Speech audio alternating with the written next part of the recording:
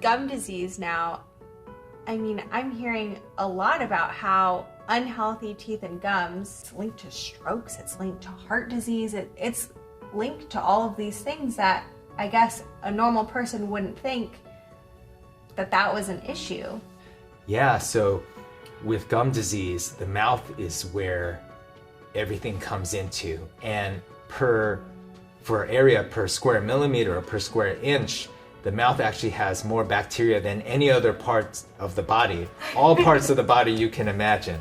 And so it's a place where infections can happen, and pathogens or bacteria can be introduced to the bloodstream, and it can even be linked to death if you have an infection in one of your upper molars and the bacteria flows backwards. It can actually get to the brain.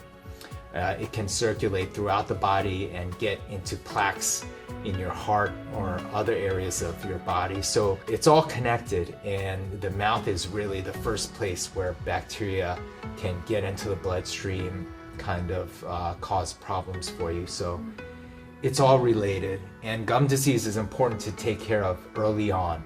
And I always stress that as a preventative measure, because gum disease is much more easily treatable in the early stages before it becomes a big problem. You could imagine like a small crack in a dam.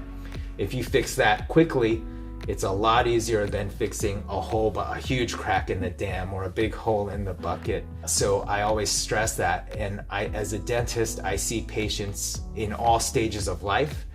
Even being in practice for over 20 years, I've seen the same patients over that period. But seeing patients even towards the end of their life, you realize that, wow, this gum disease progressed a lot during their lifetime, and a lot could have been done by now to have preemptive or prevented the loss of teeth later in life. And then loss of teeth affects a lot of things, even your personal image, your morale, your emotional health, psychological health, Right. and ability to chew food that's healthy for you. So yeah, it's all so connected, and we have to look at the mouth and holistically as it's connected to the whole body and overall health.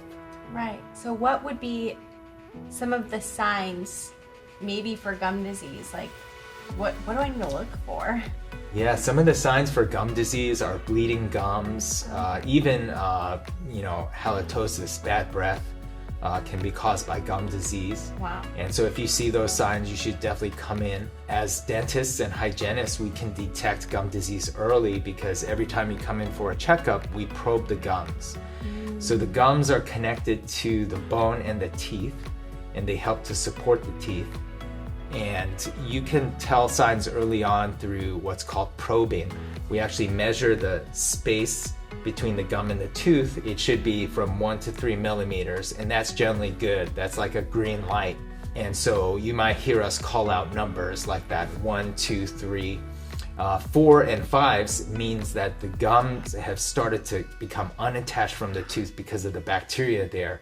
And so that's usually like a yellow light cautioning us that gum disease is starting and can progress. And then measurements of 6 or above are like red lights, where we need to do something about this, because this is gum disease, and eventually it can lead to tooth loss in your later years. And so we're looking to nip it in the bud and treat it now. Right. So that you can keep your teeth for your whole life.